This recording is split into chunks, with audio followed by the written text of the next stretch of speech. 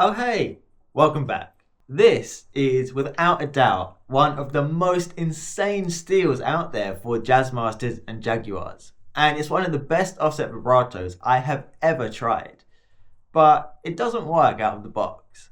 It's kind of like one of those SM57 clones which doesn't work properly until you take it apart and add or remove a particular solder connection, at which point it becomes completely indistinguishable from the real thing, costing 5 times as much. As I have it here, this Guyker vibrato is ready to take on any $300 vintage or boutique offset vibrato. And with a little bit of elbow grease and a $3 mod, yours can too.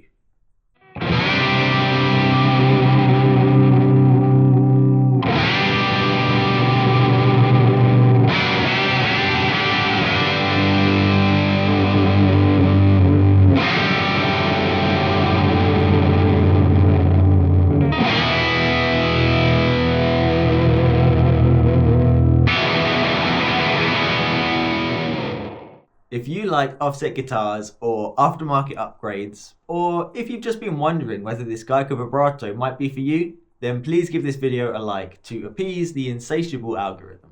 Subscribe to the channel and hit the bell notifications to make sure that you never miss out on any offset guitar hardware reviews or any other fun offset guitar content.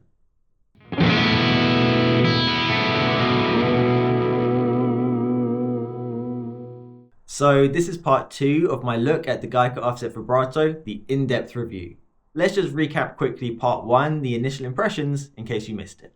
We previously covered that the Guyker offset vibrato is constructed out of really premium materials using very similar alloys to the Mastery and the Trent guitars offset vibrato. Secondly, it features a boutique style or vintage correct fulcrum plate, just like the Mastery, the Trent, the Descendant and AVRI offset vibratos.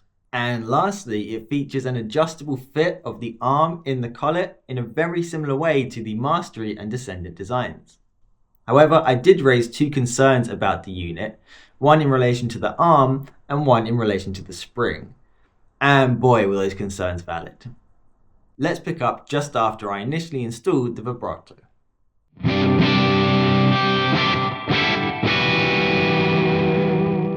So my thoughts when I first installed the vibrato on the guitar were that actually the spring felt surprisingly good and it didn't feel too soft or mushy like I'd feared. And while it wasn't nice and stiff like the AVRI or boutique vibrato offerings, it felt like it was probably in the same ballpark as the traditional MIJ spring. Secondly, I was pleased to find that there didn't appear to be any wasted movement in the design. All pressure applied to the bar, both upwards and downwards, seemed to translate directly into pitch vibrato, which was really promising.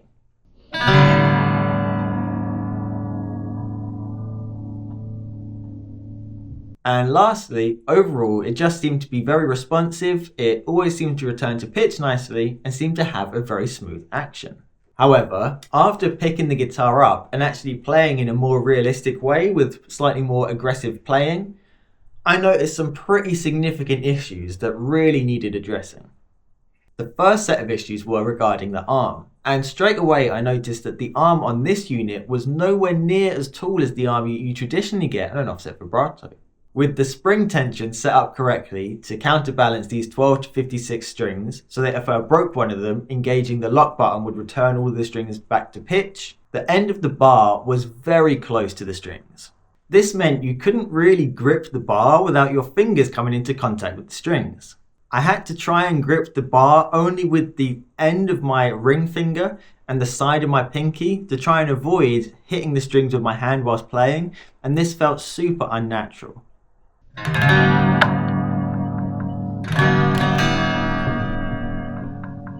It kind of felt impossible to play the guitar with the bar in your hand because you'd just constantly end up muting the strings with the edge of your finger. It was really not an intuitive way to play the guitar. Moving down the guitar a little bit and focusing in on the bridge, it became apparent very quickly that the Guyker unit had way less clearance between the top of the bridge and the bottom of the bar than any other offset vibrato. With the AVRI vibrato and stay trem arm and collet on my Sparkle Jag, using 11 to 56 strings, I've got 20.5mm between the bottom of the arm and the top of the high E string saddle. So there's plenty of room for my whole hand to grip around the bar without touching the strings, and there is tons of clearance between the bridge and the arm. In fact, the tip of the arm will come into contact with the strings before the bar ever makes contact with the bridge.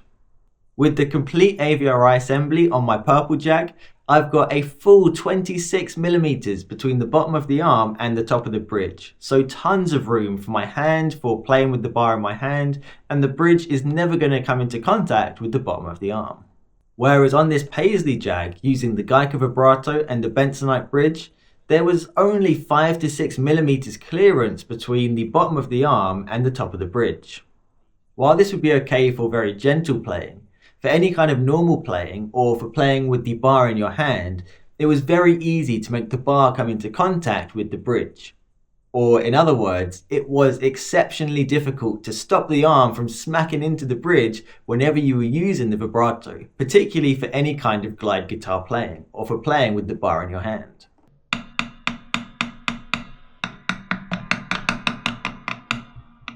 You might assume then that the solution would be to ignore the lock button functionality and just to crank down on the spring, because that would then cause the arm to lift up higher off the body.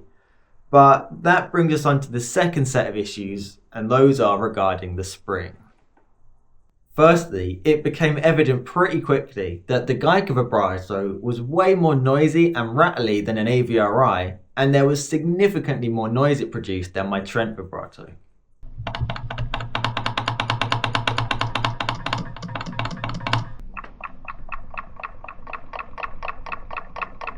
Previous iterations of the Guyker Vibrato have used a dome spring retainer, and so I initially thought that that noise was being created by the spring bashing into that domed or squared edge spring retainer.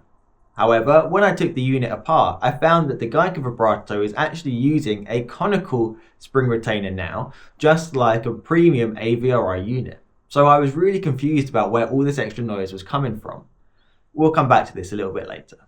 My second concern with the stock spring on this unit was that using these 12 to 56 gauge strings, the spring was only able to drop the pitch of the low E string by a single tone, versus the 3 tones that the full AVRI assembly can achieve with 11 to 56 gauge strings. This happens because the spring compresses way too quickly on this unit. And so what happens is after the vibrato has dropped the pitch by a tone, all of the coils stacked on top of each other on the spring are completely squashed together, so the unit has no ability to depress the pitch any further.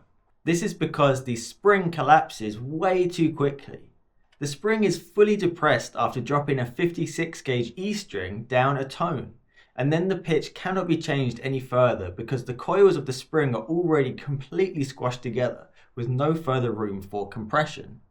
Any attempts to depress the pitch further just result in the arm being bent, with no actual further change to the pitch being possible.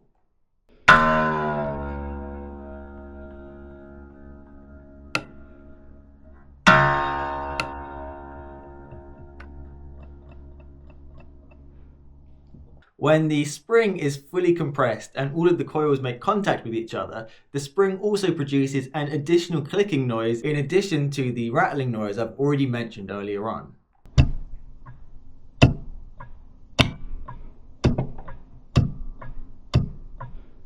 At this point, if you were just to replace the stock arm with a taller arm that has greater clearance over the bridge and strings, the problem would actually become even more apparent than it is in the stock configuration.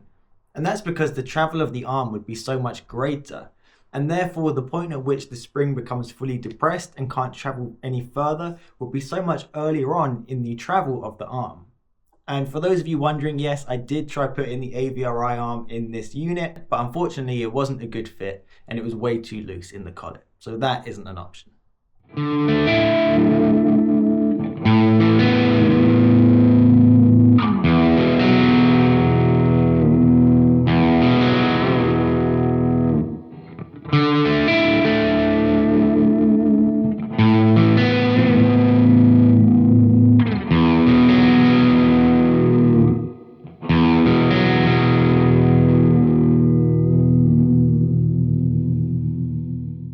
These issues are really disappointing because the unit has so much potential to be amazing. The materials, the build quality, and the fulcrum plate are all so good. In fairness, just like the original Fender Panorama Vibrato, this unit probably does work absolutely fine if you string your guitar up with 9s. And a hardware manufacturer who is not a specialist in offset guitars, who is making their first offset vibrato, might reasonably use a guitar strung up with 9s to test their product, both just out of force of habit, but also because more generally, across electric guitar as a whole, that probably is the most common string gauge. After all, this is exactly what we saw Fender USA do with the development of the Panorama. However, as offset guitar players playing Jaguars and Jazzmasters, the majority, if not all of us, are going to be using 11s, 12s, 13s, even 14s, not to mention using flat wound strings. And so unfortunately, the stock spring that comes in this unit at the moment just isn't going to cut it for the vast majority of offset guitar players.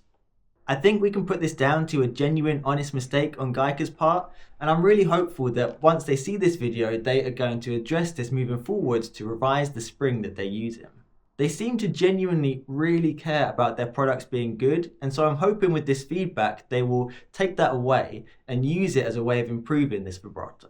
However, in the meantime, there are very cheap and very easy fixes to unlock the true potential of this unit and transform it into something that doesn't quite work, into something which is an absolute beast and is indistinguishable from a boutique part worth 3, 4, or even 5 times the price.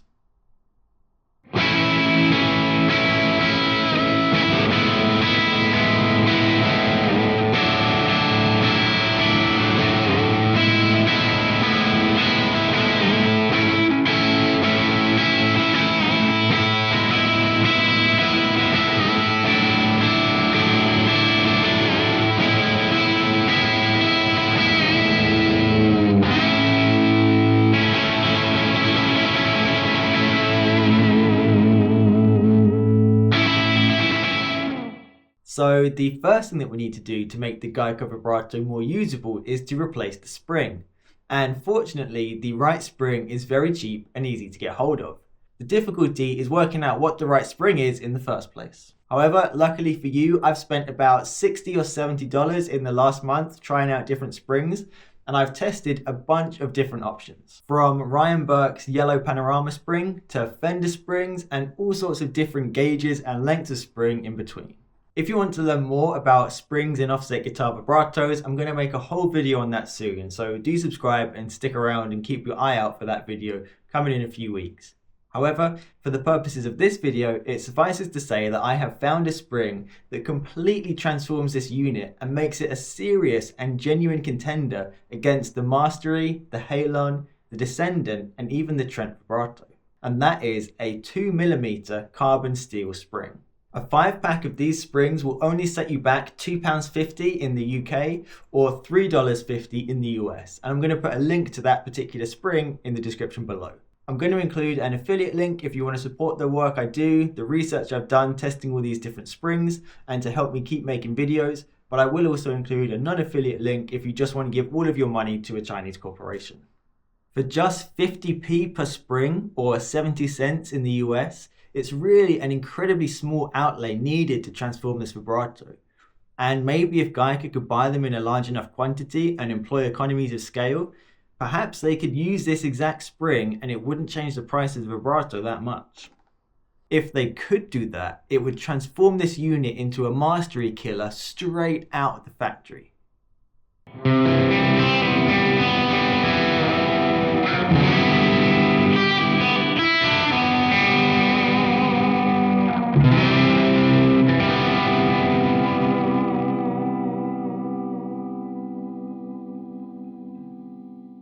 One thing to bear in mind if you want to carry out your own spring experiments is that the spring used in this vibrato is 16mm in diameter, which is 1mm wider than the 15mm springs used in Fender offset vibratos. So just keep your eye out for that if you do want to do your own experiments.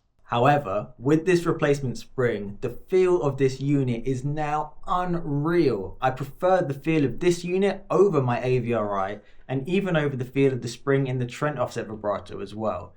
This thing really can go up against any vintage or boutique offset vibrato with this spring replacement. It makes the unit feel super responsive and touch sensitive. It's got that nice stiff vintage or boutique spring feel. There's no longer any additional noise caused by the spring coils fully compressing and collapsing in on each other, and we can now use the vibrato arm across the full range of its motion. Oh yeah, the arm and its range of motion. Let's address that next.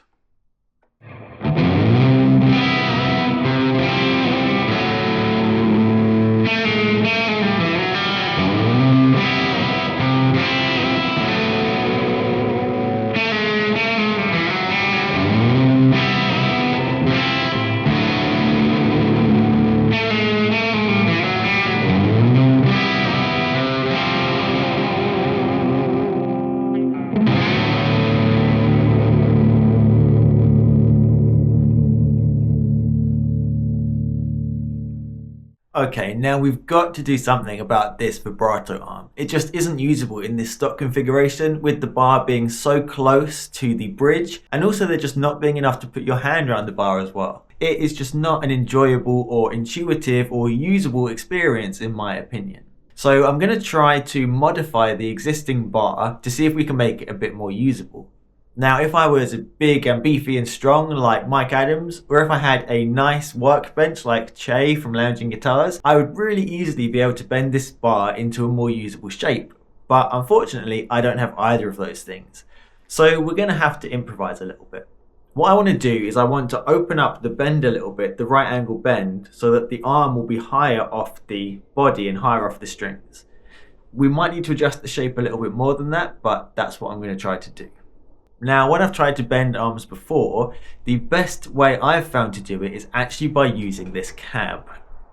Where this cab is fitted out for rollers, this hole actually goes all the way through the cab, and it's just about the right size to fit a vibrato arm through. So I'm going to stick the arm in here and see if I can use this as a point of leverage to just open up the right angle in the arm a little bit. I might ruin it, or I might improve it. But I'm doing it for science. Okay, so we've got the arm. We're going to shove it through here and give a yank on it and see what we end up with.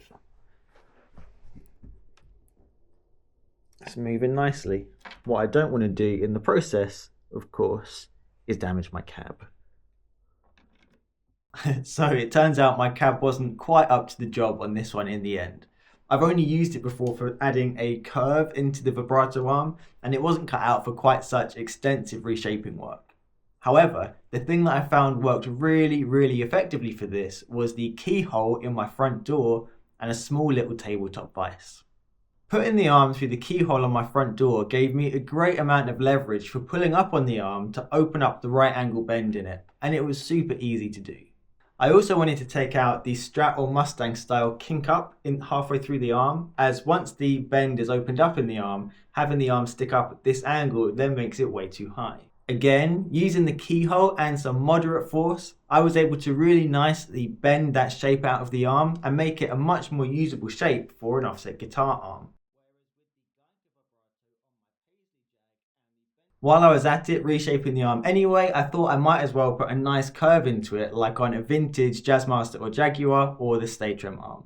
And I found the best way to do this was to put it in the tabletop vise and just to clamp on a particular section at a time and slowly reshape one little bit of the arm at a time, slowly working my way down from the bottom to the top.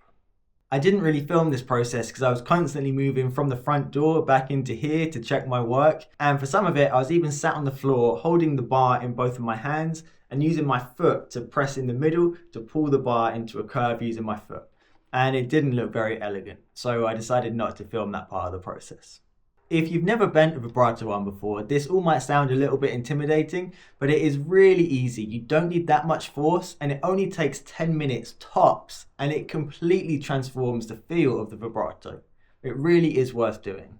I'm not particularly skillful or strong either. You just have to work out the shape you want the arm to be, and then carefully think about which part of the arm you need to adjust at a time to achieve that, and the right direction to bend the arm in. The key, as with anything, is just to do a little bit at a time and to continually check your work and not to get impatient or frustrated. If you've ever bent a spoon, you can bend a vibrato arm.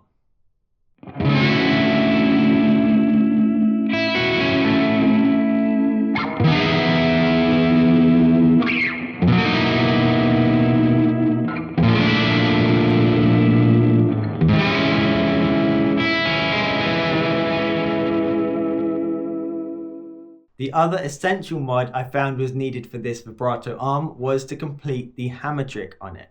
Now initially I'd assumed that because the arm and collet have this original design that can be adjusted using an Allen key on the underside of the collet, that this would mean the arm would be a really snug fit in the collet, because that's what we see on other boutique offset vibratos which have a design similar to this where you can dictate the feel or fit of the arm in the collet.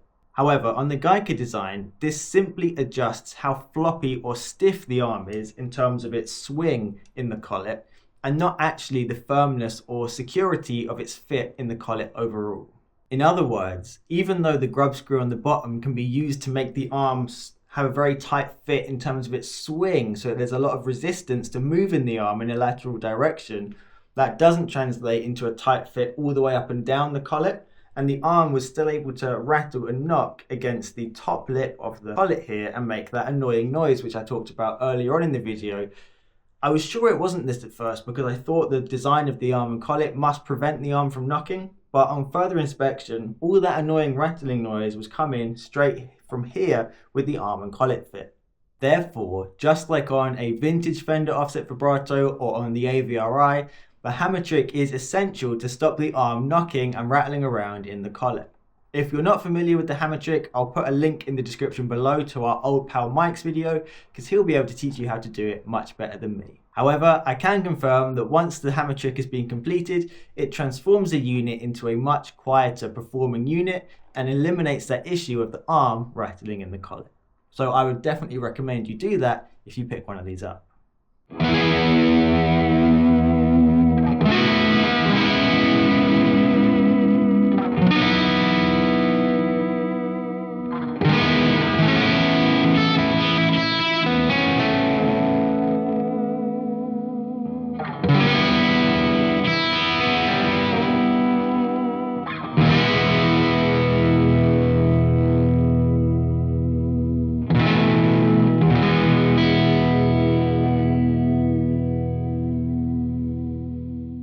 The last mod I performed was an optional one, and this comes down to my personal preference, and it's super cheap and easy to do. I wanted to make the unit look a little bit more traditional, and I also wanted to elongate the arm a little bit. Adding a little patch of masking tape that goes about 2/3 of the way around the diameter of the arm will mean that the tip now fits really secure and snugly. If we then put about 1/2 centimeter of the arm into the tip, that's enough for the tip to bite really well on the arm, and it just feels super solid and held really firmly in place. And although the majority of the tip then is actually empty, there's no bar inside it, it just feels like an extension of the arm. You can grab this arm from the tip and use it, and the tip doesn't rotate, it doesn't move, and it just feels now like the arm is an extra couple of centimeters longer. The total length of this arm now from the end of the collet to the tip of the arm is 21 centimeters. The AVRI arm from collet to tip is 20 centimeters, and the Statrum arm from collet to tip is 19 centimeters. This added length feels so much better and makes it feel so much more natural, both in terms of how the arm fits into the palm of your hand while you're playing, but just in terms of the overall function and smoothness and feel of the unit overall. But also the length of the arm dictates how much leverage the arm is able to exert on the spring, and a longer arm will produce more leverage than a shorter arm. The longer arm makes the unit feel more responsive and smoother, and it makes the spring feel a little bit less stiff than it otherwise would as well. All three of these things are very good and welcome when using this carbon steel spring, and it puts it that much closer to a vintage spec unit.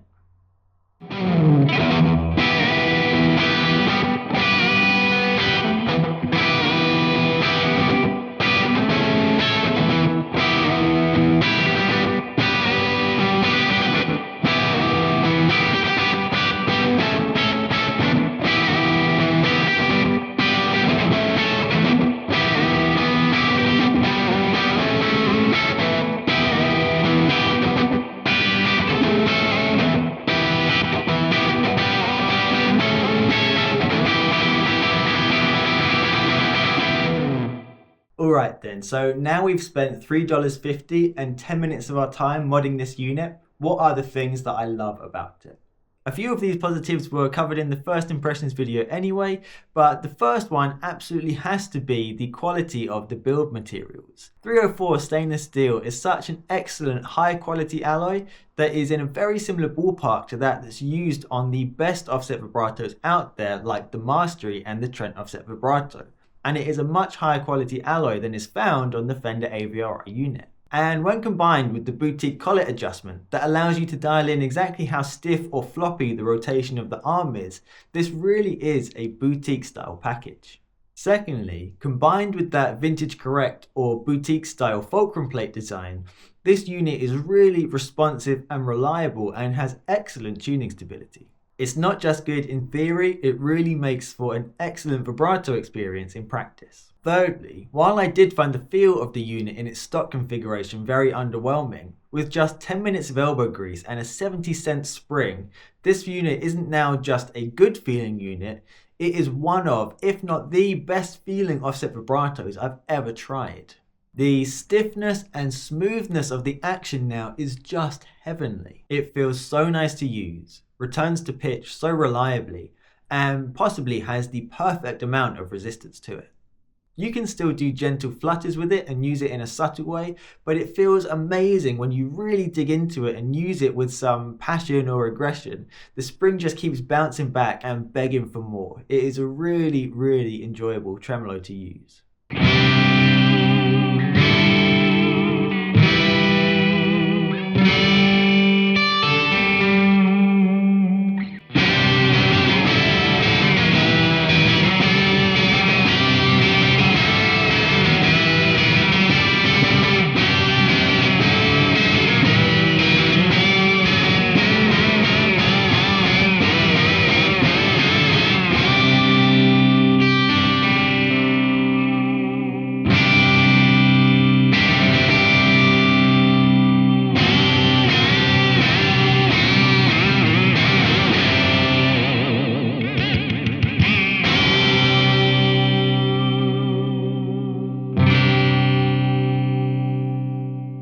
Initially, in its stock form, I could not wait to get the Guyker vibrato off and to put the Trent vibrato back on this guitar, but now after the mods, I'm in no hurry to take this vibrato off whatsoever and might even happily leave it on there forever. And fourthly, when you consider the price of this unit, even after the mods, it's just mind-blowing what they've been able to achieve here. For less than £55, you can get a vibrato which feels like it costs at least 4 times as much. The value for money here is just insane. That being said, if you have no intention of modifying this unit whatsoever and you just want to use it in its stock form, then it's not worth the 50 quid. But if you're happy to spend £2.50 and 10 minutes of your time adjusting this and making its full potential come out, then it is really an absolutely killer unit, which is worth every penny. Fifth, the other thing that makes this unit absolutely amazing is that all other boutique style offset vibratos omit the locking button. If you think of the Mastery, the Halon, the Trent and the Descendant units, none of them have the traditional locking button that is included on Leo Fender's original design. So to have a unit which absolutely contains or encapsulates that boutique feel, but retains the use and function of the lock button, that really makes this unit stand out and makes it an incredibly special and attractive option in my book. Irrespective of the price point, just having a vibrato with this feel, which incorporates the lock button, is a total game changer and definitely worth your consideration. And I think the final positive has to be regarding the aesthetic. Now, after my first look video, some people raised concerns that they weren't a fan of the logo on the vibrato. But actually, once you have it on a guitar, in real life, it's actually incredibly subtle. Because it's etched onto the unit, in certain lights you can't see it at all, but even where it is obvious, it's not very high contrast, so it's not really hitting you in the face or attacking you in the eyes. It is a very subtle logo. And actually, I think having any sort of logo on the vibrato makes it look more premium. To me, whenever I see a vibrato that has no logo, I assume it's just a cheap, crappy Squier Classic Vibe unit. And so just having some sort of logo there, especially where it's a subtle logo like this stamped Fender logo on an AVRI or a vintage unit, really makes it look a lot more premium to me. So I think what they've done here with the logo, even if I might design it a little bit differently myself, is actually a really nice touch.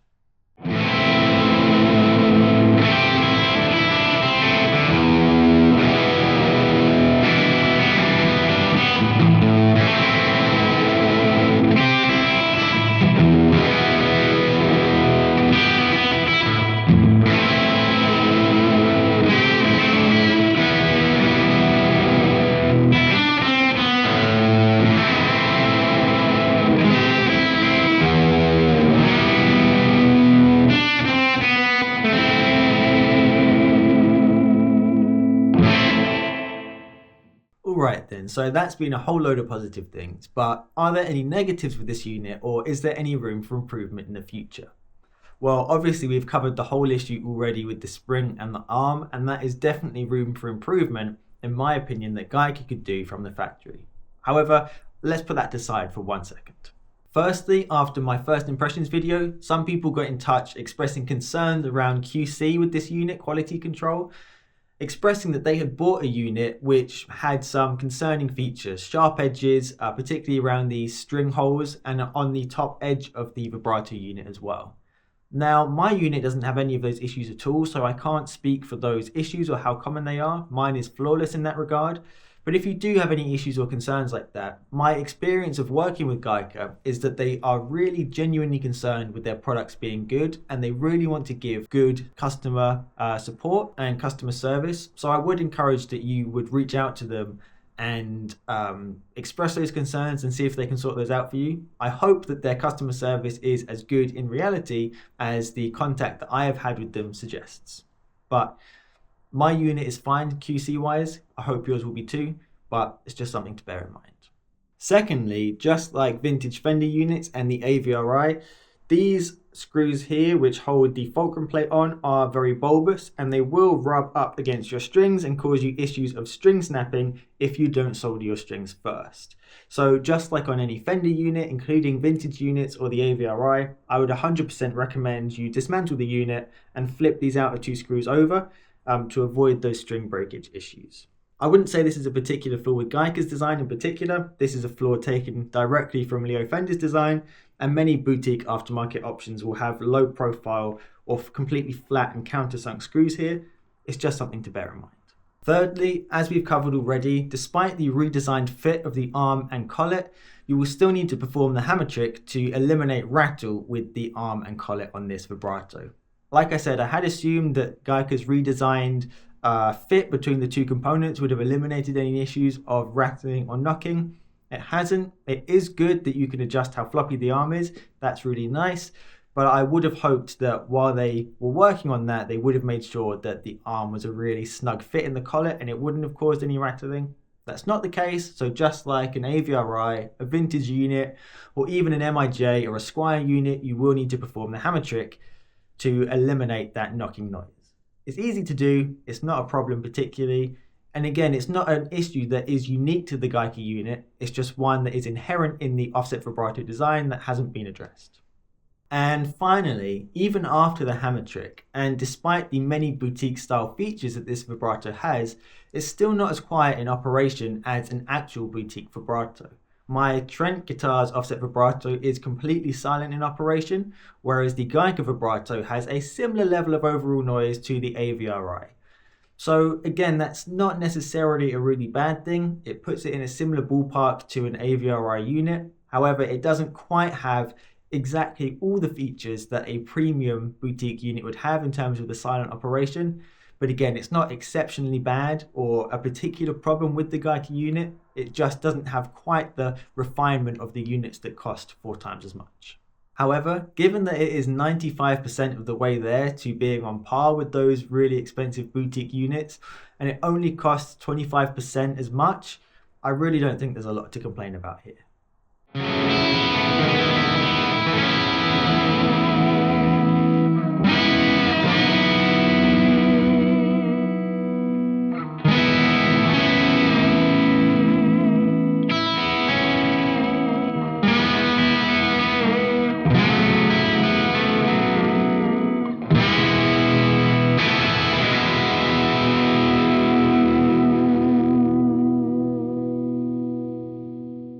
Okay, so with all that being said then, do I recommend the Guyker Jazzmaster Vibrato? The strange dichotomy of this unit is just how bad it is in its stock form, but how unbelievably incredible it is with just a couple of really cheap and easy mods. If you're simply looking for a vibrato that you can buy, take out the box, smack on your guitar, and get instant incredible results, this is definitely not that, and I cannot recommend this unit in its stock configuration in good conscience. It has so much potential in its stock form which is left completely unrealized. The experience of that soft collapsing spring, the arm rattling and knocking around in the collet, and only having 5 to 6 millimeters of travel on the arm before it smashes into the bridge is a really bad one.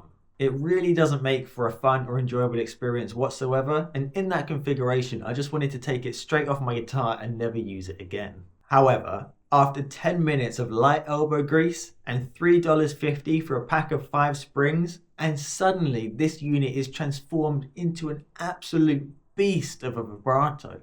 Suddenly, all of that potential is realized, and you have an absolute monster of a vibrato on your hands, which can go head to head with all of those vibratos which cost 3 to 4 times as much. The price is an unbelievable bargain if you're looking for a new trem and you're happy to put in that work.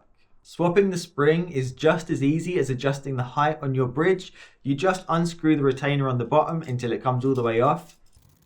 Remove the stock spring and then put the new spring on and do up the retainer.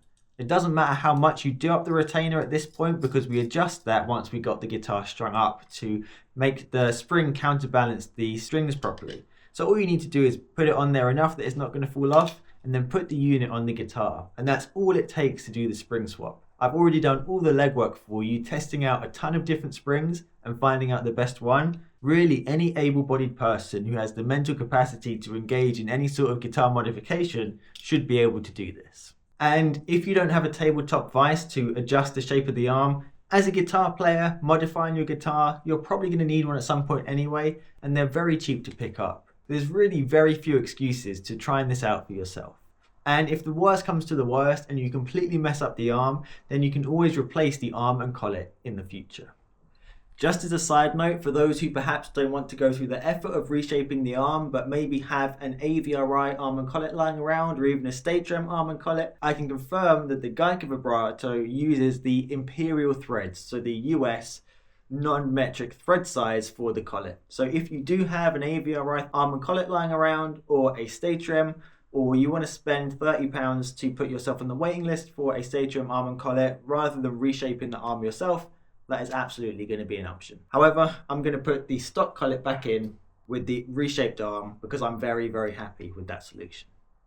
While the spring and the arm do cause issues for this unit, all of the core parts of this vibrato Guyker get absolutely right. The 304 stainless steel, the proper vintage or boutique style fulcrum plate, the conical spring retainer, the 55mm string spacing, and the adjustable floppiness of the arm in the collet. Everything that make units like the Mastery desirable and an upgrade over the AVRI or any of the import units are all done exactly the same or exactly right on this vibrato. It's just the spring and the arm that need adjusting.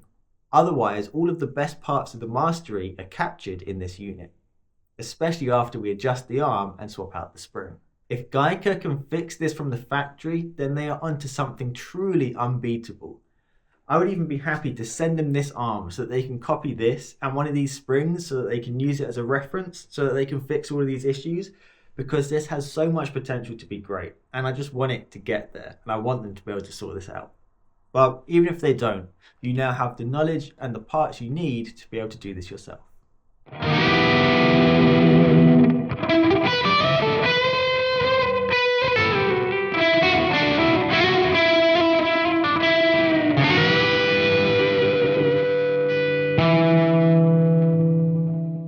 Okay, and finally then, who is the Guyker offset vibrato for? Well, I would say this unit is for anyone who is looking for a vintage or boutique style offset vibrato, but who can't necessarily afford one of those premium options themselves, but who are happy to put in a little bit of work to make this unit reach its full potential. Once modded, this unit will give you the feel and the experience that will rival that easily of a vintage unit and one of the premium boutique units, but rather than paying $300 to $500, you're only going to be paying $70 to $75, which is a pretty insane bargain. And there are some of us who just can't afford to drop $300 or even $200, let alone $500 on a whammy bar for our electric guitar. So for anyone in that position who has the mechanical skills necessary to change a light bulb and the strength required to bend a spoon, then this vibrato is absolutely perfect for you. On the flip side, if you have more money than you have time or patience, then I would recommend just buying one of those premium options outright. For example, the Trent offset vibrato, which is absolutely outstanding. However, for anyone for whom those really expensive vibratos aren't an option, and who has a bit of patience and some very limited skills, then I can't recommend the Guyker vibrato highly enough for those who are happy to mod it and make the necessary changes to make it a mastery killer.